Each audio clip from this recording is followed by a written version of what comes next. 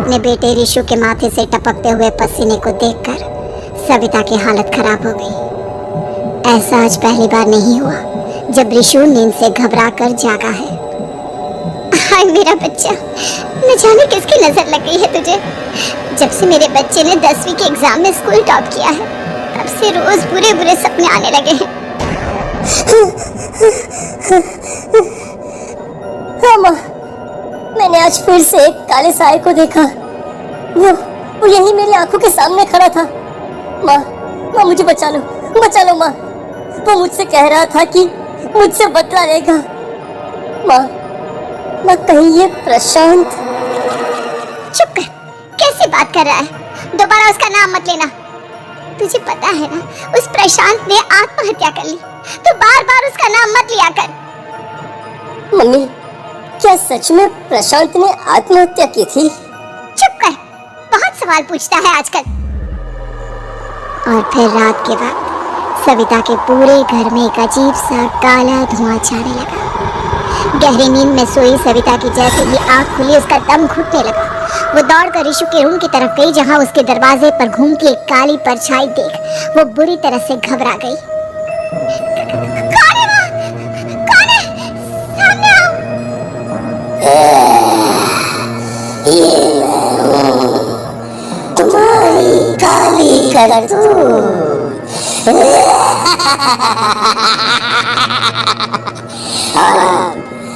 मैं तुम्हारे बेटे को ले जाने आया हूँ। नहीं, मेरे बच्चे को छोड़ दो प्लीज। मेरे ऋषु को कुछ मत करना।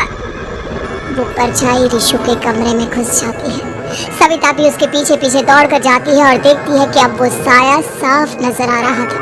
वो सर से पैर तक खून में सना हुआ था और उसके शरीर के सारे अंग कटे फटे। क्या चाहिए तुम्हें?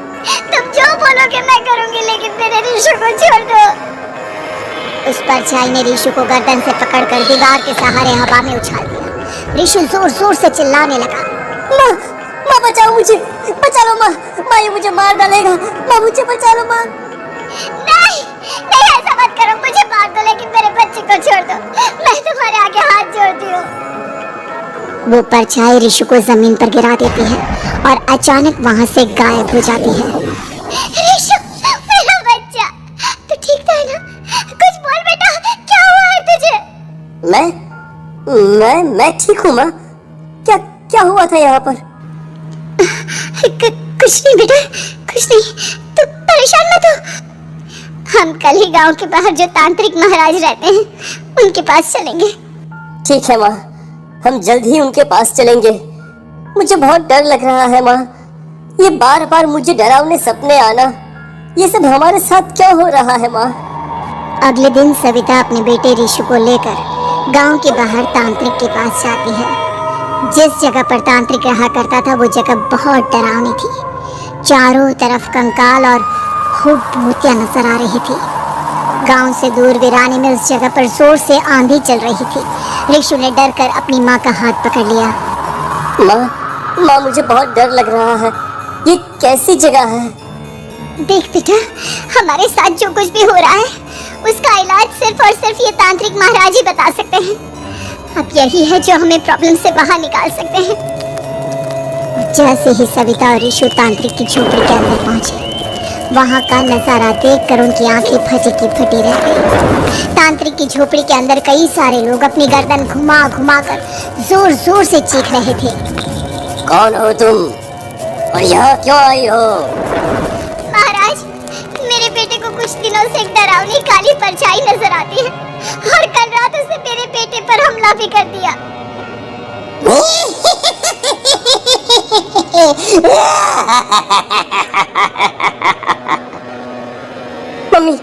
मम्मी हमें यहाँ से चलना चाहिए। ये जगह मुझे ठीक नहीं लगती। नहीं बेटा, ऐसा नहीं कहते। रुक जाओ, 2 मिनट के लिए रुक जाओ। क्या कहा? काली परछाई? तुम्हारे बेटे पर किसी काली परछाई ने हमला किया? हाँ महाराज, वो कह रही थी कि वो मेरे बेटे को कुछ कर देगी। कोई उपाय बताइए महाराज, मेरे बेटे के साथ कुछ गलत नहीं होना चाहिए। तुमने किसी दूसरे के साथ गलत किया है। तो तुम्हारे साथ भी गलत होकर ही रहेगा।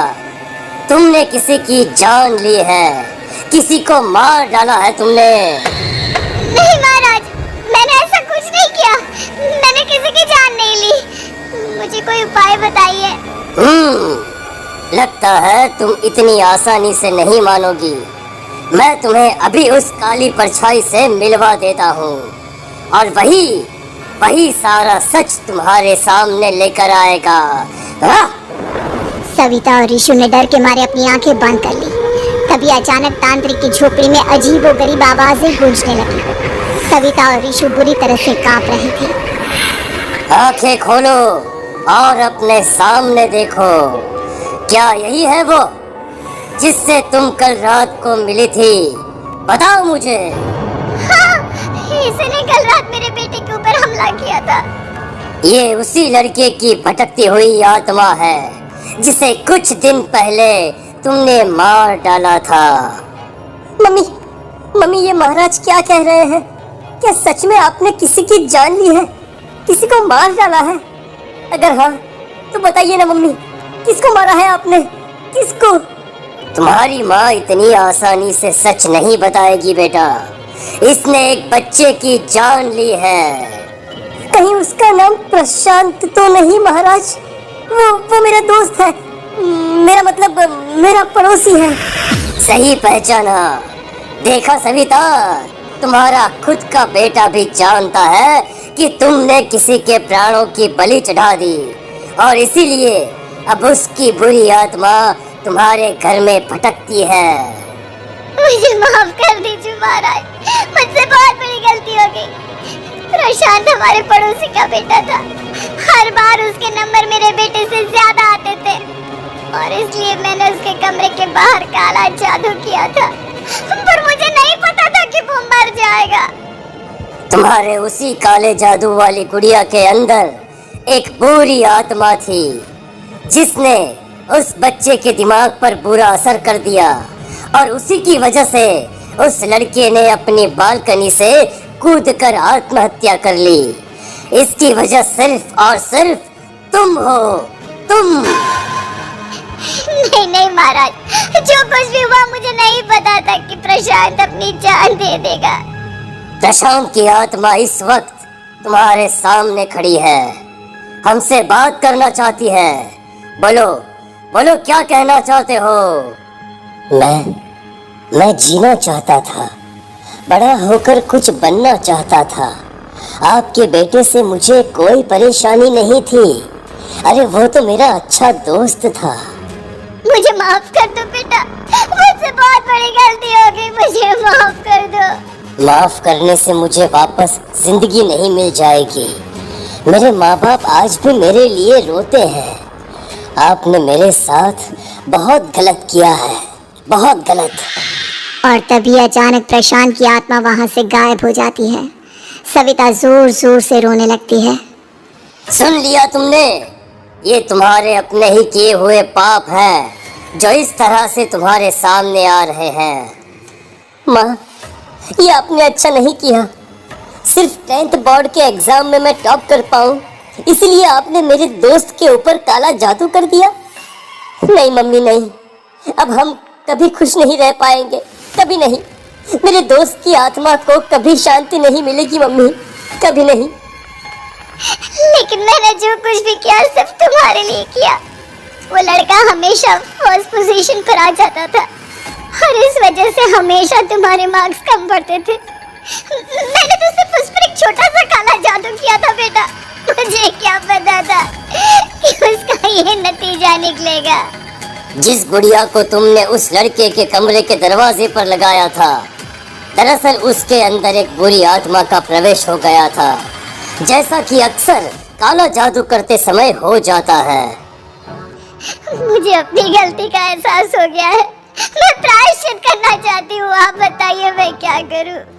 प्रशांत के घर जाकर उस काली गुड़िया को वहां से निकालकर यहाँ लेकर आओ। मैं उसे आग में जलाकर राख कर दूंगा और उसके बाद प्रशांत की आत्मा को हमेशा के लिए मुक्ति मिल जाएगी। अगली रात सविता चुपचाप अपने पड़ोसी प्रशांत के घर जाती है। प्रशांत के माँ बाप प्रशांत की मौत के बाद उस घर को छोड़कर हमेशा के लिए वहां से चले गए थे। जैसे ही सविता उस घर के अंदर कदम रखती है, उसका सामना अजीबोगरीब हैवानियत से भरी आवाजों से होने लगता है।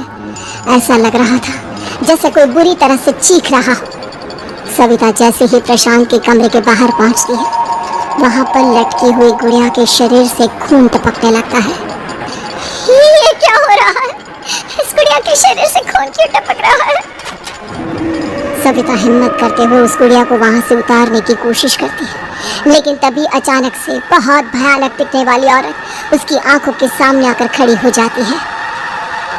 मैं यहाँ से कहीं नहीं जाऊंगी, और अगर तुमने मुझे यहाँ से हटाने की कोशिश की तो मार डालूंगी मैं तुझे। नहीं, मुझे तुम्हें यहाँ से ले जाना ही होगा, नहीं तो मेरा बेटा, उसकी जान को खतरा है। मैं तुम्हें नहीं छोड़ सकती। अगर तुम्हारे अंदर हिम्मत है तो मुझे इस घर से बाहर ले जाकर दिखाओ। और ऐसा कहकर वो औरत सविता के ऊपर हमला कर देती है और उसे हवा में उछाल उछाल कर जमीन पर पटकती है। लेकिन तभी अचानक मौका देखकर सविता अपने हाथ में ली हुई सुई उसके हाथ में चुभो देती है। हाथ में सुई लगते ही वो औरत जमीन पर तड़पने लगती है। ये क्या किया तूने? ये क्या कर दिया? तुझे ऐसा नहीं करना चाहिए था। तांत्रिक ने मुझे कहा था कि तुझसे जीतने का सिर्फ यही एक तरीका है जिससे मैं अपने पापों का प्रायश्चित कर सकती हूँ और अपने बेटे की जान बचा सकती हूँ। और उसके बाद वो डरावनी दिखने वाली औरत एक छोटी सी जादुई गुड़िया में तब्दील हो गई और सविता ने उसे ले जाकर तांत्रिक को दे दिया। तांत्रिक ने जादुई गुड़िया